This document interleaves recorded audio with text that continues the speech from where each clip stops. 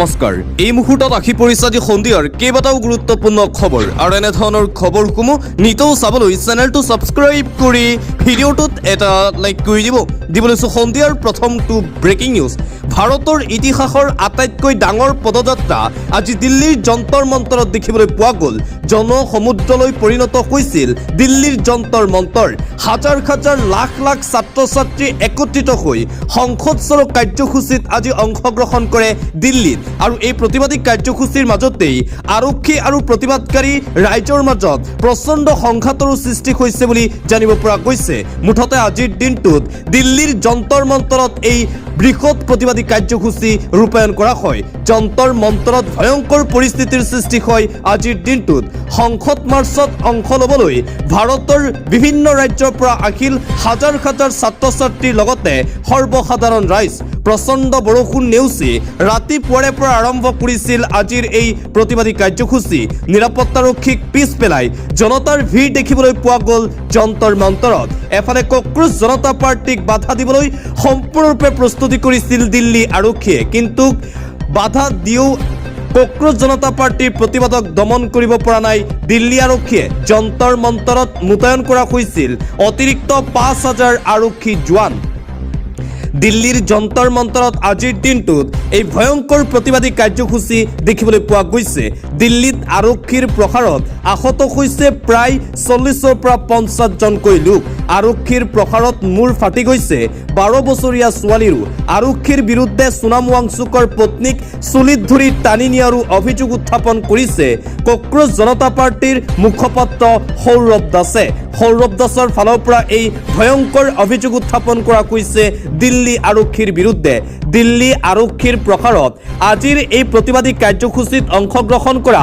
৪০ৰ পৰা ৫০জন লোক বৰ বেয়াকৈ আঘাত হৈছে বুলি মন্তব্য কক্ৰোচ জনতা পাৰ্টিৰ মুখপাত্ৰগৰাকীৰ আনকি সোনাম ৱাংচুকৰ পত্নী চুলিত ধৰি টানি নিয়াৰো অভিযোগ দিল্লী আৰক্ষীৰ বিৰুদ্ধে কক্ৰোচ জনতা পাৰ্টিৰ সংসদ ভৱন যাত্ৰাত বাধা প্ৰদান কৰাৰ পিছতেই পৰিস্থিতি ভয়ংকৰ হৈ পৰে এতিয়াও উত্তপ্ত পৰিস্থিতিয়ে বিৰাজ কৰিছে দেশৰ ৰাজধানীত কক্ৰোচ জনতা পাৰ্টিৰ ওপৰত জঁপিয়াই পৰিল দিল্লী আৰক্ষী প্ৰতিবাদকাৰীক বাধা দিবলৈ কন্দুৱা গেছ পৰ্যন্ত নিক্ষেপ কৰিবলৈ বাধ্য হয় নিৰাপত্তাৰক্ষীয়ে প্ৰতিবাদকাৰীক লাঠি চাৰ্জ কৰিছে দিল্লী আৰক্ষীয়ে সংসদ ভৱনৰ গেট পালেহি প্ৰতিবাদকাৰী যিকোনো মুহূৰ্ততেই আৰু অধিক ভয়ংকৰ পৰিস্থিতিৰ সৃষ্টি হোৱাৰ সম্ভাৱনা আছে প্ৰতিবাদকাৰীৰ সৈতে সমুখ সমৰত নিৰাপত্তাৰক্ষী প্ৰতিবাদকাৰীৰ এই ৰুদ্ৰমূৰ্তি দেখি সংসদত প্ৰধানমন্ত্ৰী নৰেন্দ্ৰ মোদী আছিল আৰু প্ৰধানমন্ত্ৰী নৰেন্দ্ৰ মোদী যিটো ৰাস্তাৰে সংসদত প্ৰৱেশ কৰিছিল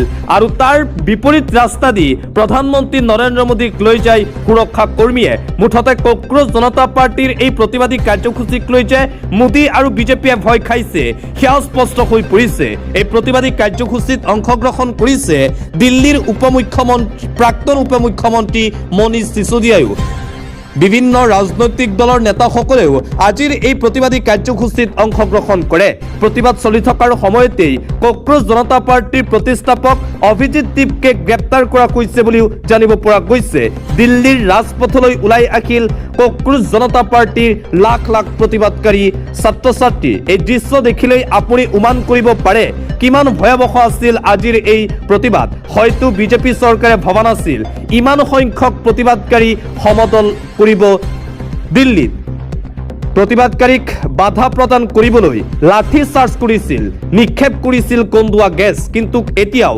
দিল্লীৰ যন্তৰ মন্তৰত অব্যাহত আছে প্ৰতিবাদকাৰীৰ ভিৰ আনকি প্ৰতিবাদকাৰীসকলৰ মোবাইল ফোনৰ ইণ্টাৰনেট পৰ্যন্ত কাটি দিছে আৰক্ষীয়ে ৫ কিলোমিটাৰ পৰ্যন্ত ইণ্টাৰনেট সেৱা কৰ্তন কৰা হৈছে দিল্লীত দিল্লীৰ ৰাজপথত এতিয়া উত্তেজনাময় পৰিৱেশ কেৱল দেখিবলৈ পোৱা গৈছে এই প্ৰতিবাদী কাৰ্যসূচী চলি থকাৰ সময়তেই এই প্ৰতিবাদী কাৰ্যসূচীক কিন্তু মেইন ষ্ট্ৰীম মিডিয়াই কভাৰ্ছ কৰা নাছিল তাৰ বিপৰীতে ইণ্টাৰনেশ্যনেল মিডিয়াই প্ৰকাশ কৰিছে দিল্লীৰ যন্তৰ মন্তৰত কক্ৰোচ জনতা পাৰ্টিয়ে কৰা প্ৰতিবাদী কাৰ্যসূচীৰ খবৰ আন্তঃৰাষ্ট্ৰীয় পৰ্যায়ত এতিয়া চৰ্চিত দিল্লীৰ প্ৰতিবাদী কাৰ্যসূচী দেশৰ যুৱ শক্তিৰ প্ৰতিবাদত উত্তাল হৈ পৰিল ভাৰতৰ ৰাজধানী দিল্লী সংসদ ভৱনৰ নিচেই কাষতেই সৃষ্টি হয় উত্তপ্ত পৰিস্থিতি বেৰিকেড ভাঙি সংসদ ভৱনৰ দিশে আগুৱাইছে প্ৰতিবাদকাৰী ৰাজধানী দিল্লীৰ আজিৰ পৰিৱেশক, ঐতিহাসিক আখ্যা, ৰাজনৈতিক বিশ্লেষকৰ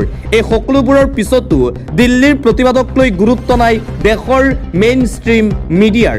দেশৰ মিডিয়াৰ উদাসীনতাৰ পৰিৱৰ্তে আন্তঃৰাষ্ট্ৰীয় পৰ্যায়ত চৰ্চিত হৈছে ৰাজধানী দিল্লীৰ যন্তৰ মন্তৰৰ প্ৰতিবাদ।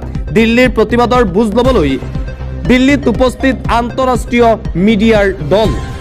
দেশৰ যুৱশক্তিৰ প্ৰতিবাদত উত্তাল ভাৰতৰ ৰাজধানী চহৰ দিল্লী।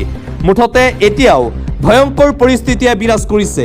শিক্ষামন্ত্ৰী ধৰ্মেন্দ্ৰ প্ৰধানে যেতিয়ালৈকে পদত্যাগ নকৰে তেতিয়ালৈকে এই প্ৰতিবাদী কাৰ্যসূচী অব্যাহত থাকিব বুলি ঘোষণা কৰিছে। আৰক্ষীৰ মাৰ খাইছে তথাপিও প্ৰতিবাদ এৰি যোৱা নাই প্ৰতিবাদকাৰীয়ে। মুঠতে আজিৰ দিনটোত ভাৰতৰ ইতিহাসৰ আটাইতকৈ ডাঙৰ পদযাত্ৰা দেখিবলৈ পোৱা গৈছে। আনকি 5 কিলোমিটাৰ পৰ্যন্ত দিল্লীত ইণ্টাৰনেট সেৱাও কৰ্তন কৰিবলৈ বাধ্য হয় দিল্লী প্ৰশাসন। আৰু আনফালে এই প্ৰতিবাদী কাৰ্যসূচী চলি থকাৰ মাজতেই কেইটামান দৃশ্যই এতিয়া সামাজিক মাধ্যমত ভাইৰেল হৈ পৰিছে। কক্ৰোচ জনতা পাৰ্টিৰ দাবী মানিব নেকি বিজেপি চৰকাৰে? জেপি নাড্ডাক সাক্ষাৎ কৰিছে কক্ৰোচ জনতা পাৰ্টিয়ে। ধৰ্মেন্দ্ৰ প্ৰধানৰে বৈঠক অমিত শ্বাহৰ। যিকোনো মুহূৰ্তত আহিব পাৰে ব্ৰেকিং নিউজ। ধৰ্মেন্দ্ৰ প্ৰধানে পদত্যাগ কৰিব নেকি? ইয়াকে লৈ এতিয়া চলিছে ব্যাপক জল্পনা কল্পনা। অৱশেষত আজিৰ দিনটোত বৈঠকত মিলিত হৈছে বিজেপি কক্ৰোচ জনতা পাৰ্টিৰ নেতৃত্বৰ সৈতে। সংসদ ভৱনৰ কাষলৈ সম্প্ৰসাৰিত হোৱা প্ৰতিবাদী কাৰ্যসূচীক লৈ এতিয়া শংকাত ভুগিছে ভাৰতীয় জনতা পাৰ্টি। হতাশতিত আহত হৈছে প্ৰতিবাদকাৰী আৰক্ষী অৰ্ধসামৰিক বাহিনী। এফালে জেপি নাড্ডাৰ বাসগৃহত বৈঠক কক্ৰোচ জনতা পাৰ্টিৰ। ধৰ্মেন্দ্ৰ প্ৰধানক বৰ্খাস্ত কৰিবলৈ জেপি নাড্ডাক অৱগত কৰিলে কক্ৰোচ জনতা পাৰ্টিয়ে। শীঘ্ৰেই কক্ৰোচ জনতা পাৰ্টিৰ দাবীৰ আলোচনা কৰাৰ আশ্বাস জেপি নাড্ডাৰ। আনফালে ধৰ্মেন্দ্ৰ প্ৰধানৰ সৈতে ঘণ্টাজোৰা বৈঠক কেন্দ্ৰীয় গৃহমন্ত্ৰী অমিত শ্বাহৰ। আৰক্ষীৰ বেকুফালি আগুৱাইছে কক্ৰোচ জনতা পাৰ্টিৰ প্ৰতিবাদী সমদল। তাৰ মাজতেই এই ডাঙৰ খবৰ আহিল যে কক্ৰোচ জনতা পাৰ্টিৰ নেতৃত্বৰ সৈতে গুৰুত্বপূৰ্ণ বৈঠকত মিলিত হৈছে জেপি নাড্ডা। যিকোনো মুহূৰ্ততেই ধৰ্মেন্দ্ৰ প্ৰধানক লৈ সিদ্ধান্ত গ্ৰহণ কৰিব পাৰে বিজেপিয়ে। ইমান দিনে ধৰ্মেন্দ্ৰ প্ৰধানৰ পদত্যাগ বিচাৰি আলোচনাৰ বাবে আবেদন কৰি আহিছিল কক্ৰোচ জনতা পাৰ্টিয়ে, কিন্তু কক্ৰোচ জনতা পাৰ্টিৰ সেই আবেদন খাৰিজ কৰিছিল। আৰু আজিৰ যি ভয়ংকৰ পৰিস্থিতিৰ সৃষ্টি হ'ল দিল্লীত, তাৰ পিছতেই অৱশেষত বাধ্য হৈ কক্ৰোচ জনতা পাৰ্টিৰ সৈতে আলোচনা কৰিছে বিজেপি চৰকাৰে। জেপি নাড্ডাৰ সৈতে এইদৰে একেলগে বৈঠকত দেখিবলৈ পোৱা গ'ল কক্ৰোচ জনতা পাৰ্টিৰ নেতৃত্বসকলক। আৰু অতি শীঘ্ৰেই হয়তো ধৰ্মেন্দ্ৰ প্ৰধানক লৈ ডাঙৰ সিদ্ধান্ত গ্ৰহণ কৰিব পাৰে ভাৰতীয় জনতা পাৰ্টিয়ে। আৰু আনফালে সদনত উত্থাপন হৈছে দিল্লীৰ যন্তৰ মন্তৰৰ প্ৰতিবাদী কাৰ্যসূচীৰ প্ৰসংগ। এয়া শিক্ষাৰ্থীৰ ভৱিষ্যতৰ বিষয়। লাখ লাখ শিক্ষাৰ্থীৰ জীৱনৰ এটা বিষয় মই উত্থাপন কৰিব বিচাৰিছোঁ। হাজাৰ হাজাৰ শিক্ষাৰ্থী যন্তৰ মন্তৰলৈ আহিছে, তাত লাঠিচাৰ্জ হৈছে। সদনত নিটৰ প্ৰশ্নকাকত ফাদিলৰ বিষয় উত্থাপন কৰিলে কংগ্ৰেছৰ ৰাষ্ট্ৰীয় অধ্যক্ষ মল্লিকাৰ্জুন খাৰ্গে। দিল্লীৰ যন্তৰ মন্তৰত ছাত্ৰ ছাত্ৰীসকলৰ যি প্ৰতিবাদ চলি আছে সেই প্ৰতিবাদৰ প্ৰসংগ উত্থাপন কৰিছে কংগ্ৰেছৰ ৰাষ্ট্ৰীয় অধ্যক্ষগৰাকীয়ে। আৰু আনফালে আন এটা ব্ৰেকিং নিউজ আহিছে। অন্য এক বিদ্ৰোহৰ সন্মুখীন কেন্দ্ৰীয় চৰকাৰ। আন এক ভয়ংকৰ আন্দোলনৰ সন্মুখীন হ'ব বিজেপি চৰকাৰ। পঞ্জাৱ হাৰিয়ানাৰ সহস্ৰাধিক কৃষকৰ দিল্লী চলো অভিযান। ভাৰত আমেৰিকা ব্যৱসায়িক চুক্তিয়ে কৃষক মজদুৰ ক্ষুদ্ৰ ব্যৱসায়ীৰ জীৱন অন্ধকাৰ কৰি তুলিব বুলি অভিযোগ কৰি 21 জুলাইত দিল্লীৰ কিষাণ ঘাটত বৃহৎ প্ৰতিবাদী সমদল আয়োজন কৰা হৈছে। এফালে চলি আছে কক্ৰোচ জনতা পাৰ্টিৰ প্ৰতিবাদী কাৰ্যসূচী আৰু আনফালে এতিয়া কৃষকসকলৰো প্ৰতিবাদী কাৰ্যসূচী দেখিবলৈ পোৱা গৈছে। কাইলৈৰ পৰা আৰম্ভ হ'ব কৃষকৰ প্ৰতিবাদ। ভাৰত আমেৰিকা ব্যৱসায়িক চুক্তি বাতিল কৰিবই লাগিব, অন্যথা আন্দোলন অধিক তীব্ৰতৰ কৰি তোলাৰ হুমকি প্ৰদান কৰিছে কৃষক সমাজে। পঞ্জাৱ বিধানসভাৰ নিৰ্বাচনৰ আগমুহূৰ্তত ৰাজ্যখনৰ কৃষকসকলৰ এই বিদ্ৰোহী ৰূপ দেখিবলৈ পোৱা গৈছে। এই ঘোষণাৰ পিছতে আৰু অধিক চিন্তাত পৰিছে এতিয়া মোদী আৰু বিজেপি চৰকাৰ। আজিৰ দিনটোত দিল্লীৰ যন্তৰ মন্তৰত যি পৰিস্থিতিৰ সৃষ্টি হ'ল, শিক্ষামন্ত্ৰী ধৰ্মেন্দ্ৰ প্ৰধানৰ পদত্যাগৰ দাবীত কক্ৰোচ জনতা পাৰ্টিৰ নেতৃত্বত হাজাৰ হাজাৰ লোকৰ প্ৰতিবাদ দেখিবলৈ পোৱা গ'ল। আৰু তাৰ মাজতে কৃষকসকলেও ঘোষণা কৰিছে প্ৰতিবাদী কাৰ্যসূচী। কিষাণ ঘাটত কাইলৈৰ দিনটোৰ পৰা বিজেপি চৰকাৰৰ বিৰুদ্ধে ভয়ংকৰ প্ৰতিবাদী কাৰ্যসূচী ৰূপায়ণ কৰা হ'ব বুলি ঘোষণা কৰিছে কৃষকসকলে। আৰু আনফালে চুমা ৱাংচুকৰ প্ৰতিবাদলৈ সমৰ্থন অসমৰ বিভিন্ন দল সংগঠন তথা শিক্ষাৰ্থীসকলৰ চুনাম ৱাংচুকক সমৰ্থন আগবঢ়াই অসমতো দেখিবলৈ পোৱা গৈছে প্ৰতিবাদী কাৰ্যসূচী ওলাই আহিছে তেজপুৰ কেন্দ্ৰীয় বিশ্ববিদ্যালয়ৰ একাংশ ছাত্ৰ ছাত্ৰী দিনজোৰা কাৰ্যসূচীৰে বকিল অৱস্থান ধৰ্মঘটত এই প্ৰতিবাদী কাৰ্যসূচীত দৰং মহাবিদ্যালয়ৰ ছাত্ৰ ছাত্ৰীৰো অংশগ্ৰহণ দেখিবলৈ পোৱা গৈছে দিল্লীৰ সমান্তৰালকৈ অসমৰ বিভিন্ন ঠাইত দেখিবলৈ পোৱা গৈছে চুনাম ৱাংচুকৰ প্ৰতি সমৰ্থন আগবঢ়াই শিক্ষা ব্যৱস্থাৰ বিৰুদ্ধে প্ৰতিবাদ শিক্ষামন্ত্ৰী ধৰ্মেন্দ্ৰ প্ৰধানৰ পদত্যাগৰ দাবীৰে অসমৰ বিভিন্ন স্থানত আজিৰ দিনটোতো দেখিবলৈ পোৱা গৈছে অৱস্থান ধৰ্মঘট কাৰ্যসূচী গুৱাহাটী মহানগৰীৰ চচলতো লুৰিণজ্যোতি গগৈৰ উপস্থিতিতো প্ৰতিবাদী কাৰ্যসূচী ৰূপায়ণ কৰা হৈছে মুঠতে শিক্ষামন্ত্ৰী ধৰ্মেন্দ্ৰ প্ৰধানৰ পদত্যাগৰ দাবীৰে ৰাজধানী দিল্লীৰ সমান্তৰালকৈ ভাৰতৰ বিভিন্ন ৰাজ্যৰ বিভিন্ন অঞ্চলত চলিছে প্ৰতিবাদ